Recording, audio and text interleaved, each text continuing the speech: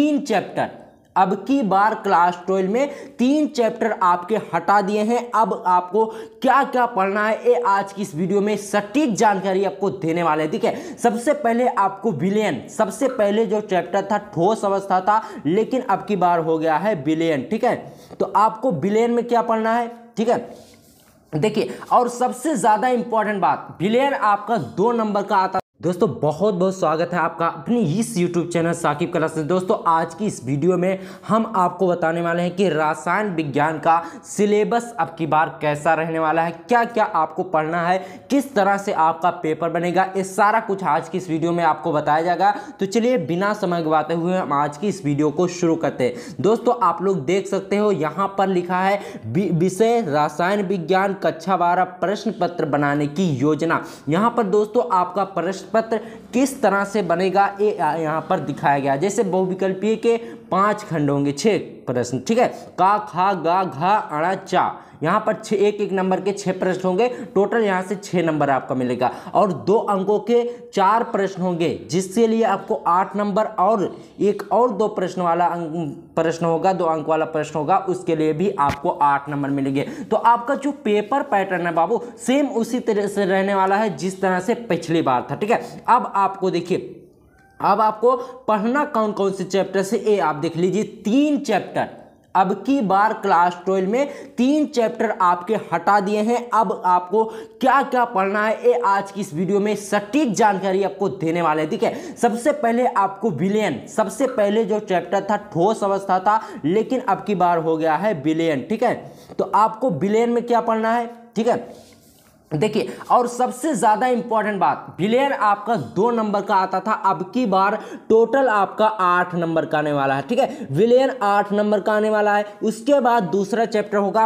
वैद्युत रसायन, जो कि 7 नंबर का यहां से पूछा जाएगा। ठीक है, उसके बाद रासायनिक बलगतिकी से भी 7 नंबर के क्वेश्चन होने वाले हैं, और डी और एफ ब्लॉक के तत्व, वहां से भी आपका 6 नंबर का क्वेश्चन मिलने वाला। तो दोस्तों सबसे पहले मैं आपको बता दूं कि कौन कौन से चैप्टर्स आपके हटाए गए हैं। जो पहला चैप्टर हुआ करता था ठोस अवस्था, उसके बाद जो चैप्टर 5वां चैप्टर था पृष्ठ रसायन, उसके बाद पी ब्लॉक के तत्व, ये तीनों चैप्टर अब की बार डिलीट कर दिए गए हैं यूपी बोर्ड क्लास 12 केमिस्ट्री से। ठीक है, तो अब आपको क्या क्या पढ़ना है ये आप देख लीजिए। सबसे पहला चैप्टर आपका विलयन होगा, उसके बाद वैद्युत रसायन, रासायनिक बलगतिकी, डी और एफ ब्लॉक के तत्व, उप सह संयोजन यौगिक, हेलो एल्केन और हेलो एरीन, उसके बाद एल्कोहल, फिनॉल और ईथर, एल्डिहाइड, कीटोन एवं कार्बोक्सिलिक अम्ल। ठीक है, उसके बाद यमीन और जय अणु। आप देख सकते हैं कि अब की बार का सिलेबस जो है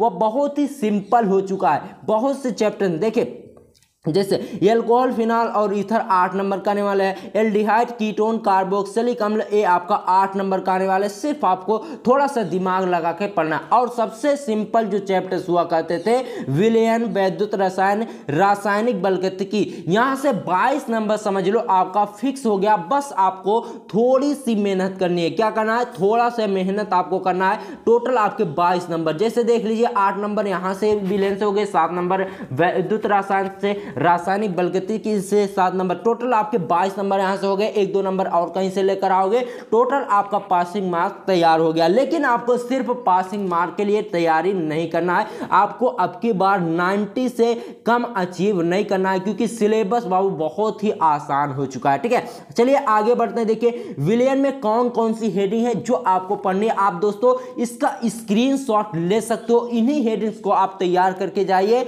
8 नंबर इन्हीं के अंदर से आपका आएगा। देखिए जैसे विलयन के पहले हेडिंग होंगे विलयनों के प्रकार, ठोस में द्रव्य बने विलयन की सांद्रता को व्यक्त करना, कैसे व्यक्त करना है, ये सब आपको पढ़ लेना है। और देखिए गैसों की द्रव्यों में विलयता, इसको भी आपको पढ़ लेना है। ठोस विलयन, अणु संख्य गुणधर्म, वाष्प दाब का आपेक्षिक अवनमन, इसको भी आपको पढ़कर जाना है। राउल्ट का नियम, क्वथनांक का उन्नयन, हिमांक का अवनमन, प्रासरण दाब, अणु संख्य गुणधर्म द्वारा आणविक द्रव्यमान ज्ञात करना। ठीक है, ये सब आपको पढ़ लेना है।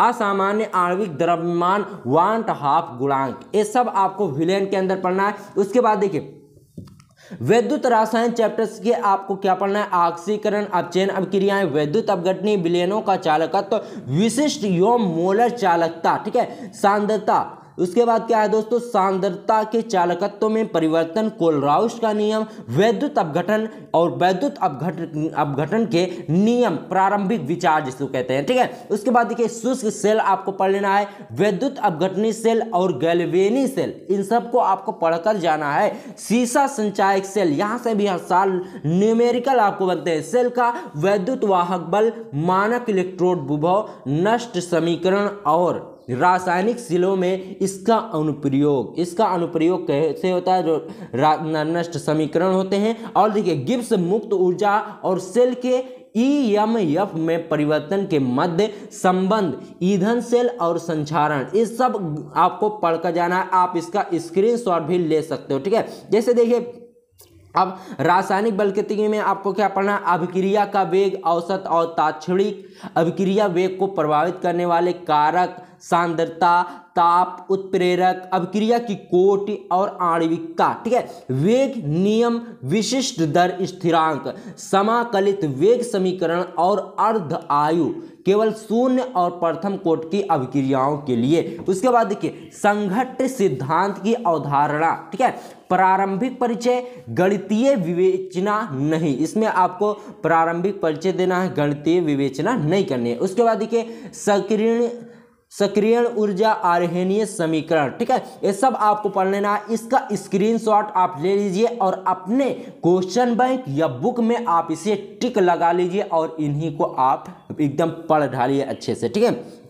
उसके बाद देखिए इकाई 4 डी और एफ ब्लॉक के तत्व में क्या पढ़ना है, सामान्य परिचय, इलेक्ट्रॉनिक विन्यास, संक्रमण धातुओं के अभिलक्षण और उपलब्धता, ठीक है, संक्रमण धातुओं की प्रथम श्रेणी के गुणधर्मों में सामान्य प्रवृत्तियां, धात्विक अभिलक्षण, आयनन एंथैल्पी, एक्सीकरण अवस्थाएं, आयनिक त्रिज्या, वर्ण उत्प्रेरकीय गुण, ये सब आपको पढ़ लेना है। लैंथेनाइट संकुचन में आप देख सकते हैं जितना भी इसमें दिया गया सब कुछ आपको पढ़कर जाना है, ठीक है। लैंथेनाइट में देखिए आपको क्या पढ़ना है, इलेक्ट्रॉनिक विन्यास सबसे ज्यादा इंपॉर्टेंट है, ऑक्सीकरण अवस्थाएं इसको भी आपको पढ़ लेना है, रासायनिक अभिक्रियाशीलता, लैंथेनाइट आकुंचन और इसके प्रभाव। और देखिए एक्टिनॉइड एक चैप्टर, उसमें आपको क्या पढ़ना है, इलेक्ट्रॉनिक विन्यास, ऑक्सीकरण अवस्थाएं तथा लैंथेनाइट से तुलना, यानी एक्टिनॉइड और लैंथेनाइट्स को आपको एकदम अच्छे तरीके से पढ़कर जाना है। उसके बाद देखिए उपसा संयोजक यौगिक में आपको क्या पढ़ना है, इसमें आपको परिचय, लिगैंड, उपसा संयोजन संख्या, वर्ण, चुंबकीय गुणधर्म और आकृतियां, एक नाभिकीय उपसा संयोजन यौगिकों का IUPAC पद्धति से नामकरण कैसे होता है, आबंधन, वर्नर का सिद्धांत, VBT और CFT, ठीक है, संरचना, त्रिम समावयता, धातुओं के निष्कर्षण, गुणात्मक विश्लेषण और जैविक निकायों में उपसा संयोजक यौगिक का महत्व, ये सब आपको तैयार करके जाना है। ये सब वेरी वेरी इंपॉर्टेंट टॉपिक है, ठीक है।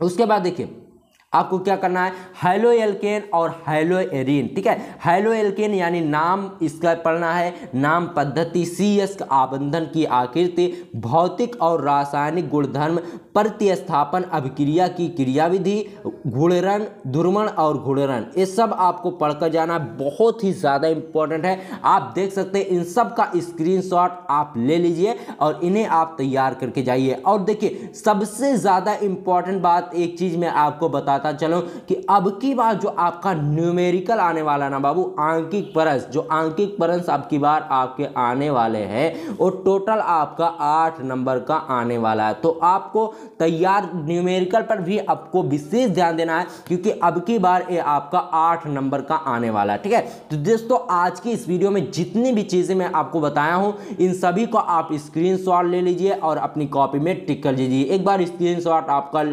दिला देते हैं। देखिए सबसे पहले आप इसका स्क्रीनशॉट ले लीजिए, देखें ध्यान से, ठीक है। चलिए 1-2 सेकेंड आपके लिए रुक जाता हूँ। उसके बाद देखिए फिर इसका स्क्रीनशॉट आप ले लीजिए, इन सभी को आप अपनी कॉपी में टिक लगा लेना, ठीक है। उसके बाद इसका स्क्रीनशॉट आप ले लीजिए, बहुत ही ज़्यादा इंपॉर्टेंट है, आपको आसानी से मिलने वाले नहीं हैं ये सब चीज़ें, ठीक है। उसके बाद देखिए इसका स्क्रीनशॉट आप ले लीजिए, उसके बाद 9वें और 10वें चैप्टर्स का, बस इतना आप अगर पढ़ लेते हो ना तो अब की बार आपको 90+ से ऊपर अचीव करने से कोई नहीं रोक सकता। तो अब की बार आपका टारगेट 90 पार जरूर होना चाहिए। चलिए मिलते हैं आपसे किसी और वीडियो में, तब तक के लिए। और दोस्तों सबसे ज़्यादा इंपॉर्टेंट बात, इन सभी टॉपिक्स को हम आपको पूरी डिटेल्स में अब की बार पढ़ाने वाले हैं, कोई भी कसर नहीं छूटेगी। अब आपकी तैयारी बहुत ही अच्छे तरीके से होने वाली है, क्योंकि अब की बार आपको 90% लेकर आना है, ठीक है।